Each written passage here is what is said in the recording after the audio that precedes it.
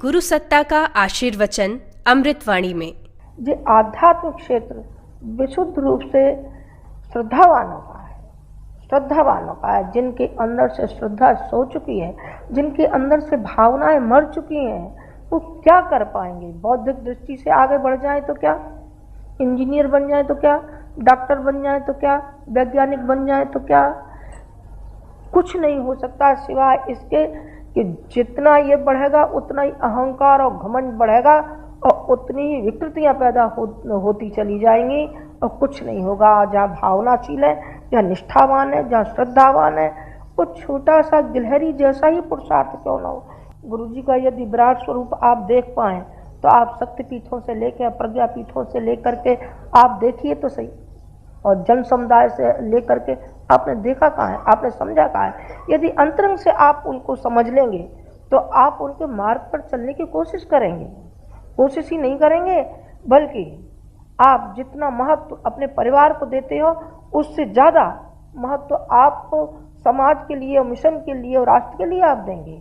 पर आपने महत्व नहीं समझा है कि जब बेअकली कहीं अकल में बदल जाए तब कितना भला राष्ट्र का हो और कितना भला व्यक्ति का हो, लेकिन नहीं, वो अच्छे मार्ग पर नहीं चलना चाहता। वो खुद गर्जी पैसा पैसा बेटा, पैसा पैसा बेटा, बस इसके अलावा एक कदम नहीं चलना चाहता, एक कदम आगे नहीं चलना चाहता। ये कहेंगे बेटे आप लोग जरा आप समय देंगे क्या? नहीं माता जी हम नहीं दे सकते, हमारी तो औरत बीमार है, और बताइए देखिए मेरे तो फोड़े हो जाते हैं हर साल, और मेरे तो ये जुकाम हो जाता है। अच्छा, इतनी भयंकर बीमारी हो जाती है? हाँ माता जी फिर मैं दे नहीं पाता हूँ, और देखिए मैं देता हूँ तो मेरी जो बीवी है वो लड़ती है। अच्छा, तेरी बीवी बड़ी खराब है, लड़ती है, और माँ उससे भी खराब है, वो जब जाता हूँ तभी टोकती है, हाँ बेटा माँ उससे भी खराब है। पर ये बता कि तू अपनी बीवी का और माँ का हरता उतारता रहता, हर कार्य जो पूछ के अपनी बीवी को और माँ को ही करते हो, सारी की सारी जो अवहेलना करते हो तब आप नहीं कहते। और जब कोई काम का वक्त आ गया है, आपके पुरुषार्थ का आ गया है और आपको समाज की ज़रूरत है इस समय, आपको नहीं मालूम है कि किस विषम परिस्थिति में ये 20वीं सदी जा रही है, आपको दिखाई नहीं पड़ रहा है।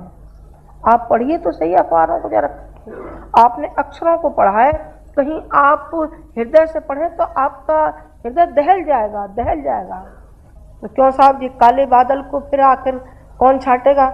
हाँ बेटे, शक्ति तो मिलती रहेगी आपको, इसमें कोई दो राय नहीं है, लेकिन आपको पैरों से आपको ही खड़ा होना पड़ेगा। आप चलेंगे, आपकी उंगली पकड़ के हम आपको चलाते रहेंगे। सारा विश्व ये आंखें लगाए बैठा है, क्या कोई ऐसा है क्या तो जो जलते हुए तवे पर पानी डाले और जलती हुई आग को जो शीतलता दे सकता हो? वो आपका मिशन है, वह आपका मिशन है जो शीतलता का काम करता है और जो चंद्रमा का काम करता है। आप उसमें सहयोग दीजिए, आप उसमें मदद करिए। आप मदद नहीं करेंगे तो इतनी हमने संतान पैदा करके रख ली है, उसका क्या होगा? संतान का क्या ठिकाना, लाखों की संख्या में पहुंच गई। अरे तो बेटा ऐसी संतान किस काम की? हम तो कहते हैं इतने में हमारे थोड़े से मुट्ठी भरी निकल आए तो कितने गजब का काम होगा, बहुत गजब का काम होगा बेटे। वो भावनाओं से होता है, वो आस्थाओं से होता है, वो निष्ठा से होता है, और श्रद्धा में ही भगवान निहित है। और भगवान का भक्त कौन होता है? जिसको अटूट विश्वास और श्रद्धा होती है। वो ये होती है कि हम भगवान की नाव में बैठे हम डूब नहीं सकते, हम डूबेंगे नहीं। डूबेंगे क्यों? जिसके हाथ में हमने अपनी बागडोर सौंप दी, हम डूबने का क्या चक्कर है? डूब नहीं सकते। वो औरों को भी पार लगाता है, औरों को पार लगाता है। बेटे गुरु जी का यही है, उन्होंने अपने गुरु के हाथ में, गायत्री माता के हाथ में अपनी डोरी को सौंप रखा है। उनकी नाव में जो कोई बैठता है वो पार लगते ही रहता है, स्वयं भी पार लगते हैं और दूसरों को भी पार लगाते हैं। पर अब विश्वास न हो तो क्या कर सकते हैं? यदि विश्वास है तो आइए आप हमारी नाव में बैठिए। आपके लिए, उनके लिए एक मल्ला और आपके लिए हम 4 मल्ला बैठे जो आपको नाव में किनारे से लगा देंगे। आप बनिए तो सही, आप हिम्मत तो दिखाइए। आपके सारथी आपके जीवन के रथ के सारथी हम बनेंगे, हम बनेंगे। हम आपके रथ को चलाएंगे, आपके रथ के पहिए हम बनेंगे। लेकिन धुरी न हो तो फिर पहिए काई बात के बनेंगे? धुरी तो होनी चाहिए, रथ तो होना चाहिए। तो हम दो पहिए बनेंगे आपके। आप विश्वास रखना कि हम आपको ऊंचा उठाते हुए चले जाएंगे, ऊंचा उठाते हुए चले जाएंगे।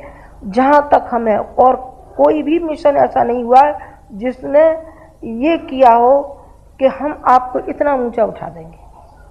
लेकिन गुरुजी में है ये खासियत कि वो स्वयं उठते हैं और दूसरों को उठाने में कभी उन्होंने कंजूसी नहीं की, कभी भी नहीं की। हर व्यक्ति को ऊंचा उठाते हुए चले गए, हर व्यक्ति को ऊंचा उठाते हुए चले गए। वही है कि जन श्रद्धा के रूप में उनके पास वो लौट के आया। हमारे YouTube चैनल शांति कुंज वीडियो गायत्री परिवार को सब्सक्राइब करें एवं बेल आइकन जरूर दबाएं ताकि गायत्री परिवार की विभिन्न गतिविधियों की जानकारी आपको मिलती रहे।